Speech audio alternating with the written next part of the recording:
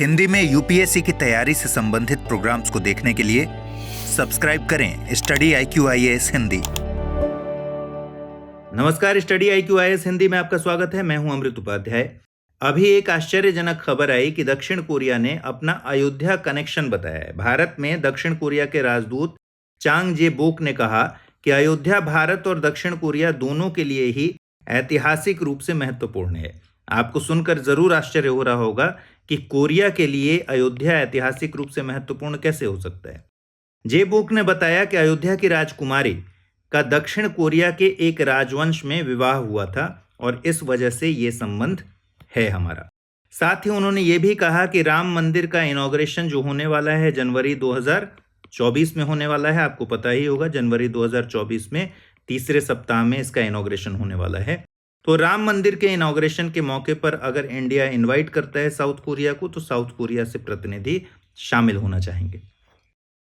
पहली शताब्दी ईस्वी में अयोध्या में सूर्यरत्ना नाम की एक राजकुमारी रहती थी, जो कि राजा पद्मसेन और इंदुमती की बेटी थी। जब हमने इसको थोड़ा सा और तलाशा और खोजा तो ये सारी बातें पता चली कि कैसे दक्षिण कोरिया का अयोध्या में कनेक्शन है। पद्मसेन जो कि कौशल के प्राचीन साम्राज्य पर शासन किया करते थे, और यहाँ आप देख सकते हैं इस बोर्ड पर हिंदी में लिखा हुआ है। इसका मतलब ये भारत में रानी हॉ का जन्म स्थान, और इनका ड्रेस भी अगर देखेंगे तो कोरियन स्टाइल में ही इन्होंने ड्रेस पहन रखा है। तो राजा ने सपना देखा उस समय, ऐसा कहा जाता है, ऐसी मान्यता है कि राजा ने सपना देखा कि उनकी बेटी कोरिया के किम सुरो से शादी करेंगी, और इस भविष्यवाणी को पूरा करने के लिए राजकुमारी को एक नाव पर बैठाकर एक दल के साथ उन्होंने कोरिया भेज दिया। जब कोरिया भेज दिया तो वहां किम सुरो से उनकी शादी हो गई और सूर्यरत्ना बन गई रानी हु, या फिर कई जगह आपको दिखेगा रानी हॉ, जैसा कि इस बोर्ड पर दिख रहा है। अब इसके प्रमाण कहाँ हैं? इसके प्रमाण के सबसे बड़ा प्रमाण क्या है? सरयू नदी के तट पर कोरियाई परंपरा में 7500 केजी वजन वाले 3 मीटर ऊंचे पत्थर का उपयोग करके एक स्मारक बनाया गया है। किसकी याद में? रानी हू की याद में, जो विशेष रूप से दक्षिण कोरिया से भेजा गया है, जिसकी तस्वीर आप यहां देख रहे हैं। दक्षिण कोरियाई राजदूत ने कहा कि हमारे इतिहास में किताबों में अयुता की एक राजकुमारी का जिक्र है। हालांकि उन्होंने दावा नहीं किया कि अयुता अयोध्या से ही ताल्लुक है, लेकिन कोरियाई भाषा में ये अयुता है, ये इतना तय है। और आमतौर पर माना जाता है कि अयुता या तो अयोध्या थी या फिर अयोध्या को अयुता कहा गया है। तो इस तरीके से साउथ कोरिया का ये अयोध्या कनेक्शन आजकल खबरों में है। लेकिन हम एक बार और देखते हैं कि भाई अभी और किस वजह से ये अयोध्या को लेकर खबरें आ रही हैं। राम जन्मभूमि तीर्थ क्षेत्र के महासचिव चंपत राय ने खुदाई स्थल की एक तस्वीर साझा की है हाल ही में, और दावा किया है कि वहां प्राचीन मंदिर के अवशेष मिले हैं। तो इन अवशेषों में कई मूर्तियां हैं, कई स्तंभ हैं। आप तस्वीरों में देख सकते हैं, ये स्तंभ हैं और ये सारी मूर्तियां हैं। ठीक है, उन्होंने ये भी बताया है कि जो अभिषेक समारोह होने वाला है जन्मभूमि का, वो 2024 के तीसरे सप्ताह में होगा, और 21, 22 और 23 जनवरी 2024 को संभवतः निर्धारित किया गया है, और संभावना है कि इसमें प्रधानमंत्री शामिल होंगे। चलिए हम अब देख लेते हैं राम मंदिर विवाद की पूरी टाइमलाइन क्या है, कैसे कैसे कब कब ये मामला आया, कौन कौन सी पार्टीज थी, और कैसे ये मामला कोर्ट पहुंचा, कोर्ट ने क्या रुख अपनाया। इन सारी चीजों को टाइमलाइन पर देखते हैं, किस साल में क्या हुआ। उसके पहले मैं आपको बता दूं कि अगर आप मुझे फॉलो करना चाहते हैं इंस्टा पर, तो मेरा पता है अमृत उपाध्याय 007, और अगर आप टेलीग्राम पर ज्वाइन करना चाहते हैं मुझे, तो अमृत उपाध्याय 007 नाम से ही मैं टेलीग्राम पर भी हूं। साथ ही बहुत समय से आप लोग मांग कर रहे थे एक लॉन्ग टर्म बैच के लिए, यूपीएससी की तैयारी के लिए। लॉन्ग टर्म बैच का मतलब हुआ कि अभी से लेकर 2025 तक की अगर तैयारी करनी है तो इसके लिए ये लॉन्ग टर्म P2I बैच है, यानी long term prelims to interview batch. Hindi के लिए, इंग्लिश के लिए और इंग्लिश तीनों ही भाषाओं पर एक ही समय में शुरू किया जा रहा है। 6 बजे शाम को 16 सितंबर से इन सारे बैचेस की शुरुआत हो रही है। तो अगर आपको इसमें एडमिशन लेना है तो सबसे पहले इसके फीचर्स को जान लीजिए, जो कि आप डिस्क्रिप्शन बॉक्स में देखेंगे। तो एक लिंक दिया हुआ है, उस लिंक पर क्लिक कर लीजिए तो सारे फीचर्स आपको मिल जाएंगे, या फिर स्टडी IQ का ऐप डाउनलोड कर सकते हैं फीचर्स जानने के लिए। जब आप फीचर्स देख लें और परचेज करें तो अमृत लाइव कोड का यूज करना है, जिससे ये कोर्स आपको 35,999 रुपये में मिलेगा। इस कोर्स की वैलिडिटी 3 साल के लिए है। चलिए देखते हैं राम मंदिर विवाद की टाइमलाइन क्या रही। सबसे पहले बात करें 20वीं सदी से पहले की, अगर बात करें 16वीं सदी की बात करें तो बाबरी मस्जिद का निर्माण ऐसा माना जाता है कि मुगल सम्राट बाबर के जनरल मीर बाकी ने करवाया था और उसी स्थान पर किया था जिस स्थान पर भगवान श्री राम का जन्मस्थान माना जाता है। कई आरोप ऐसे भी लगते हैं कि मंदिर तोड़कर इसे बनाया गया था।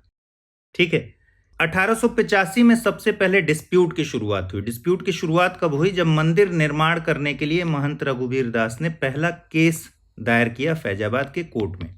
और जब फैजाबाद के कोर्ट में उन्होंने केस दायर किया तो दोनों पक्ष एक्टिव हो गए और विवाद की शुरुआत हो गई। 1949 पर सीधे आ जाइए। 1949 में अचानक मस्जिद के अंदर भगवान राम की मूर्ति मिली और इस मूर्ति के मिलने के बाद से हिंदू पक्ष ने इसे दैवीय घटना करार दिया। दैवीय घटना करार देने के बाद वो लोग पहुंच गए वहां पूजा अर्चना करने के लिए। जाहिर तौर पर मुस्लिम समुदाय इसके अपोज में था और मुस्लिम समुदाय ने इसे एक साजिश करार दिया कि मंदिर के भीतर रातों रात मूर्ति ऐसे नहीं मिल सकती, बल्कि उसको स्मगल करके पहुंचाया गया है। तो दोनों पक्षों के बीच विवाद शुरू हो गया और विवाद को देखते हुए सरकार ने इसे विवादित क्षेत्र घोषित करके इसमें प्रवेश पर पाबंदी लगा दी, एंट्रेंस बंद कर दिया। जब एंट्रेंस बंद हो गया तो 1950 में पूजा आयोजित करने की अनुमति मांगने के लिए फिर से फैजाबाद अदालत में 2 मुकदमे दायर किए गए। इस मुकदमे की सुनवाई में दोनों पक्षों को पूजा करने की अनुमति तो मिली, लेकिन अंदर का परिसर नहीं खोला गया। कोर्ट ने कहा कि अंदर का परिसर ऐसे ही बंद रहेगा, क्योंकि ये 1949 में ही कोर्ट ने इसको बंद कर दिया था, सरकार ने बंद कर दिया था। तो कोर्ट ने भी इसको बंद रखा अगले ही साल 1950 में जब मामला कोर्ट पहुंचा। तो 1959 में एक नया नाम जुड़ा निर्मोही अखाड़े का। निर्मोही अखाड़े ने एक तीसरा मुकदमा दायर किया जमीन पर कब्जा मांगने के लिए। तो एक तीसरा सूट इसमें आ गया और 1961 में सुन्नी वक्फ बोर्ड, यूपी सुन्नी वक्फ बोर्ड द्वारा बाबरी मस्जिद स्थल पर कब्जा पाने के लिए मुकदमा दायर किया गया और मस्जिद से राम की मूर्तियां हटाने की मांग की गई। तो 1959 में जब निर्मोही अखाड़े ने जमीन पर कब्जा मांगने के लिए तीसरा मुकदमा दायर किया तो 1961 में फिर वक्फ बोर्ड ने भी बाबरी मस्जिद स्थल पर कब्जा पाने के लिए मुकदमा दायर कर दिया और राम की मूर्तियां जो कि अब मस्जिद के भीतर थीं उसको हटाने की मांग की गई। 1984 में वीएचपी ने एक आंदोलन शुरू कर दिया, विश्व हिंदू परिषद ने, राम जन्मभूमि आंदोलन, जिसको लीड कर रहे थे एल.के. आडवाणी साहब। एल.के. आडवाणी को आप जानते ही हैं, लाल कृष्ण आडवाणी, जो कि बीजेपी के बहुत ही वरिष्ठ नेता हैं। 1986 में फैजाबाद कोर्ट ने हिंदू पूजा और दर्शन के लिए परिसर को खोलने का आदेश दे दिया। जब 1986 में फैजाबाद कोर्ट ने यह आदेश दिया कि हिंदू पूजा दर्शन के लिए परिसर खोला जाए तो इसके विरोध में एक कमेटी का गठन हुआ जिसको कहते हैं बाबरी मस्जिद एक्शन कमेटी।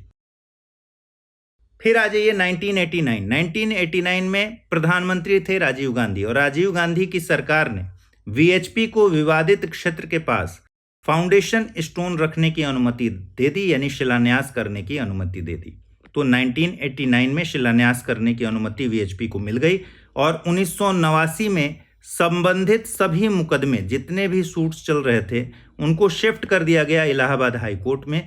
साथ में एक और मुकदमा आ गया, उस मुकदमे को कहें रामलला विराजमान के नाम से एक और मुकदमा हाई कोर्ट में दायर किया गया और इसमें बताया गया कि निर्मोही अखाड़ा और सुन्नी वक्फ बोर्ड के पक्ष प्रतिवादी के रूप में इसमें नामित थे। 1990 में रथ यात्रा निकली। रथ यात्रा लाल कृष्ण आडवाणी जी ने निकाला। ठीक है, राम जन्मभूमि आंदोलन के लिए समर्थन मांगने के लिए या समर्थन बढ़ाने के लिए। सोमनाथ गुजरात में है और अयोध्या तक ये रथ यात्रा शुरू की गई, ये रथ यात्रा निकाली गई। इसी की ये तस्वीरें आप यहां पर देख रहे हैं। 1992 में आपको पता है, ये टाइमलाइन तो आपको पता ही है कि 1992 में क्या हुआ था। 1992 में कार सेवकों ने और भीड़ ने बाबरी मस्जिद को ढहा दिया और इसके 10 दिन के बाद ही तुरंत लिब्राहन आयोग का गठन किया गया।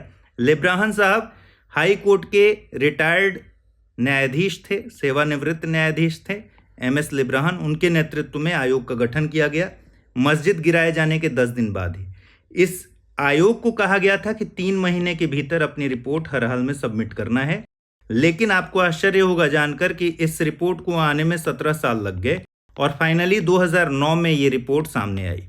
लेकिन 2009 में जब लिब्राहन आयोग की रिपोर्ट आई सामने तो उसमें क्या था इसको पब्लिक नहीं किया गया।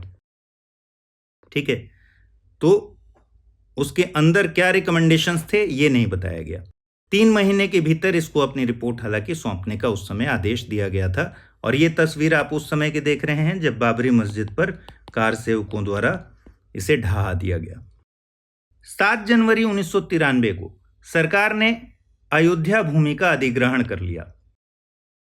ठीक है, और अधिग्रहण करने के लिए क्या किया, नरसिम्हा राव की सरकार थी उस समय।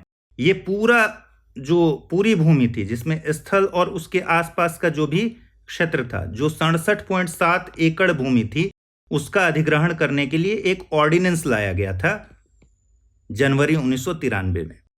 और इस ऑर्डिनेंस को जब एक्ट के रूप में पारित किया गया, ऑर्डिनेंस के बाद जब एक्ट बनाया गया इसको, तो उस एक्ट का नाम था कुछ क्षेत्रों का अधिग्रहण अधिनियम 1993। अध्यादेश भी इसी नाम से था, एक्ट बन गया, कुछ क्षेत्रों का अधिग्रहण अधिनियम 1993 पारित हो गया। अयोध्या में कुछ क्षेत्रों का अधिग्रहण अधिनियम 1993। 1994 में इस एक्ट को चैलेंज किया गया कोर्ट में। सुप्रीम कोर्ट में इस्माइल फारूकी फैसला आया और इस्माइल फारूकी फैसले में सुप्रीम कोर्ट ने 3-2 के बहुमत से बताया कि अयोध्या में कुछ क्षेत्रों के अधिग्रहण अधिनियम की संवैधानिकता बरकरार है, वैलिड है, उसको स्ट्रक डाउन करने की जरूरत नहीं है। ठीक है, इसके बाद इसमें जो इस्माइल फारूकी फैसला आया, इसमें जेएस वर्मा साहब थे जो कि बहुत ही रिनाउंड न्यायाधीश रहे हैं, पूर्व सीजेआई रहे हैं। जेएस वर्मा साहब ने इसमें तर्क दिया कि प्रत्येक धार्मिक संपत्ति अधिग्रहण के योग्य है। दरअसल यही चैलेंज किया गया था ना कि भाई धार्मिक संपत्ति को कैसे आप अक्वायर कर सकते हैं, सरकार कैसे अक्वायर कर सकती है, ये तो संविधान के खिलाफ है। तो सीजेआई जो थे उस समय, जेएस वर्मा, पूर्व सीजेआई जेएस वर्मा ने इसमें तर्क दिया कि प्रत्येक धार्मिक संपत्ति अधिग्रहण के योग्य है। सुप्रीम कोर्ट ने फैसला दिया कि मस्जिद में नमाज पढ़ना इस्लाम का अभिन्न अंग नहीं है, एसेंशियल प्रैक्टिस ऑफ रिलीजन नहीं है। ठीक है, जब तक कि उस मस्जिद का इस्लाम में कोई विशेष महत्व ना हो, मस्जिद में नमाज पढ़ना इस्लाम का अभिन्न अंग नहीं है। हालांकि इस फैसले को लेकर बहुत ज़्यादा क्रिटिसाइज किया गया, बहुत ज़्यादा आलोचना की गई, क्योंकि इस फैसले का मर्म यह था कि मस्जिद को गैर जरूरी पूजा स्थल मानने को लेकर फैसले की आलोचना हुई। अप्रैल 2002 में अयोध्या स्वामित्व विवाद मामला शुरू हो गया और इलाहाबाद उच्च न्यायालय की लखनऊ पीठ ने अयोध्या स्वामित्व विवाद की सुनवाई शुरू कर दी। फिर मार्च अगस्त 2003 में भारतीय पुरातत्व सर्वेक्षण ने, ASI ने इलाहाबाद उच्च न्यायालय के निर्देशों के तहत विवादित स्थल के नीचे की जमीन की खुदाई शुरू की। और जब जमीन की खुदाई शुरू की तो उसमें ASI ने दावा किया कि 10वीं सदी के हिंदू परिसर के अवशेष मिले हैं। तो ये जो आपको दिख रही है तस्वीरें, इसमें जो अवशेष दिख रहे हैं ये राम जन्मभूमि अयोध्या से प्राप्त पूरा अवशेष हैं। हालांकि इसमें मुस्लिम समुदाय राजी नहीं हुआ और उसने इस खुदाई पर ही सवाल खड़ा किया। फिर 2009 में 17 साल की देरी के बाद फाइनली लिब्राहन आयोग ने अपनी रिपोर्ट प्रधानमंत्री को सौंपी, हालांकि इसे सार्वजनिक नहीं किया गया। ठीक है, फिर 2010 में आ जाइए। 2010 में इलाहाबाद हाईकोर्ट ने अपना फैसला सुनाया। भूमि को 3 पक्षों के बीच विभाजित किया। 1/3 सुन्नी वक्फ बोर्ड को दे दिया, 1/3 निर्मोही अखाड़े के लिए और 1/3 रामलला विराजमान के लिए। तो 3 हिस्सों में भूमि को बांट दिया गया इलाहाबाद हाईकोर्ट के डिसीजन में। लेकिन 1 साल बाद ही मई 2011 में सुप्रीम कोर्ट ने इलाहाबाद हाईकोर्ट के फैसले पर रोक लगा दी। ठीक है, 1 साल भी हालांकि पूरा नहीं हुआ। 1 साल से पहले ही मई 2011 में सुप्रीम कोर्ट ने इलाहाबाद हाईकोर्ट के फैसले पर रोक लगा दी। फाइनली 2017 में पूर्व न्यायाधीश खेहर ने सभी पक्षों से कहा कि इस मामले को दरअसल अदालत के बाहर समझौते के द्वारा ही सुलझाया जा सकता है। तो सुझाव ये है कि आप लोग अदालत के बाहर समझौते के द्वारा इस मामले को सुलझाइए। 2017 में एससी की सुप्रीम कोर्ट की 3 जजों की बेंच, जिसमें सीजेआई दीपक मिश्रा थे, अशोक भूषण और अब्दुल नजीर जेजे ने अपील पर सुनवाई शुरू की। और 2018 में यह तर्क दिया गया कि सुप्रीम कोर्ट को 1994 के इस्माइल फारूकी फैसले को पुनर्विचार के लिए 7 न्यायाधीशों की पीठ के पास भेजना चाहिए। लेकिन 2018 में ही, सितंबर 2018 में सुप्रीम कोर्ट ने कहा कि इसको, इस्माइल फारूकी मामले को पुनर्विचार की ज़रूरत नहीं है, बड़ी बेंच द्वारा पुनर्विचार की आवश्यकता नहीं है। तो इनकार कर दिया गया। लेकिन 2019 में सीजेआई गोगोई ने 5 जजों की बेंच का गठन किया और इस फैसले को पलट दिया। सितंबर 2018 के फैसले को पलटते हुए मामले को 5 जजों की संवैधानिक पीठ के समक्ष सूचीबद्ध कर दिया और अपनी प्रशासनिक शक्तियों का इस्तेमाल करते हुए उन्होंने ऐसा किया। 2019 आपको पता है ऐतिहासिक रहा है। सर्वोच्च न्यायालय ने लंबी सुनवाई के बाद इस स्थान को भगवान श्री राम के जन्म स्थान के रूप में मान्यता दे दी। विवादित भूमि को हिंदू पक्ष को दे दिया। साथ ही मस्जिद निर्माण के लिए सरकार को जमीन मुहैया कराने का आदेश दिया। इस फैसले को 1 सदी से भी अधिक पुराने विवाद का अंत करने वाले ऐतिहासिक फैसले के रूप में देखा गया। लेकिन सबसे ज्यादा इस फैसले के बाद जिस बात की तारीफ होनी चाहिए वो है सांप्रदायिक सौहार्द। दोनों ही पक्षों ने जिस तरीके से सूझबूझ का परिचय दिया, आपसी सहमति और समन्वय का परिचय दिया, वो काबिले तारीफ है। और अब फाइनली ये मामला, ये डिस्प्यूट खत्म हो चुका है और फाइनली निर्माण शुरू हो चुका है।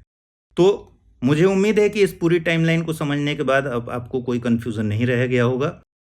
अगले वीडियो में ऐसे ही किसी वीडियो में आपसे मुलाकात होगी। अपना ख्याल रखिए, ठीक से पढ़ाई कीजिए। नमस्कार। हिंदी में यूपीएससी की तैयारी से संबंधित प्रोग्राम्स को देखने के लिए सब्सक्राइब करें स्टडी IQ IAS हिंदी।